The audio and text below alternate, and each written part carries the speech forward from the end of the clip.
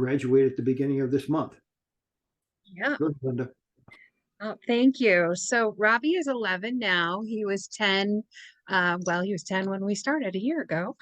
And I come from a background of, I had, I was an elementary school teacher and a preschool teacher.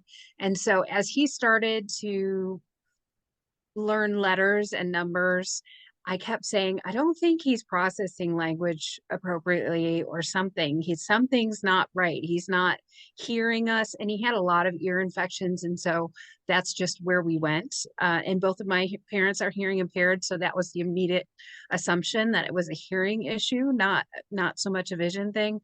Um, but he wouldn't get the letters correctly, and he would switch.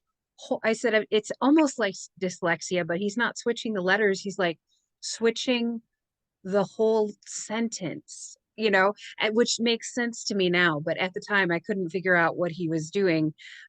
He had just tons of migraines. We were at the neurologist a lot. And I have this picture in my head of him. He was maybe 2.5 or 3 years old in the back seat in his car seat, just rocking. He was in so much pain, he couldn't even cry. It was awful as a parent because I just couldn't figure out what to do. And I kept taking him in and nobody was finding anything that was happening. Because we weren't talking to the right people yet. And he would get in trouble at school a lot because teachers would call and say, well, he just ran right into this kid and or he just knocked it over. And I think he did it on purpose. And he talk to him in the car on the way home and he would cry and say, I don't know what I did. I don't know why I'm in trouble. I didn't see it. And so we tried going to an occupational therapist for sensory processing disorder because I thought, it's something. I can't figure out what it is. And that did help a little bit, but it wasn't helping with reading, obviously. And as he got into the older grades, he was falling further and further behind, which was really affecting his anxiety level, first of all, and also just his confidence and his ability to do anything. And I started to hear, well, I'm just really dumb a lot more. And he's just not. He's a really bright kid. And so we were struggling. And then let's see, it would be 3 years ago, his second grade teacher said, well, let's see if we can get him a 504. And so she actually wanted to get him an IEP, but we kind of settled on a 504.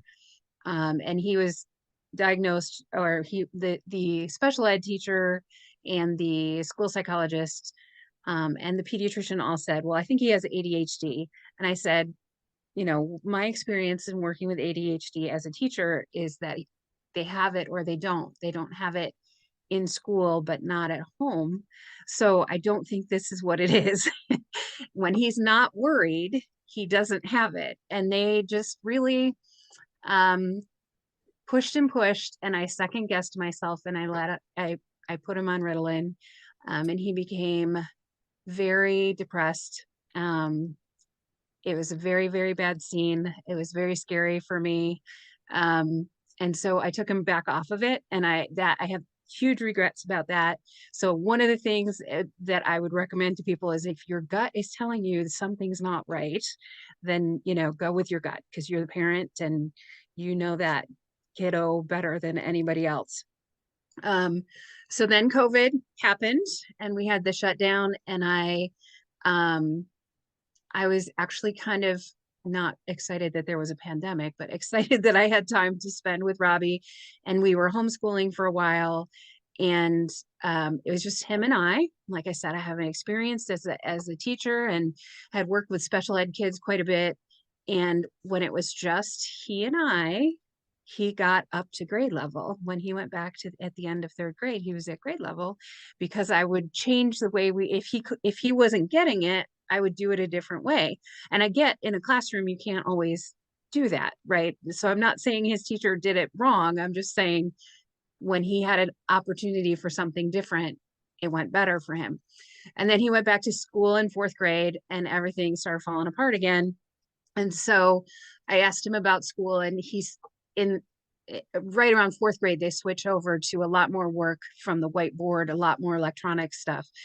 And so I thought, well, maybe his eyes are just getting worse. I don't have great vision. I have contacts and glasses.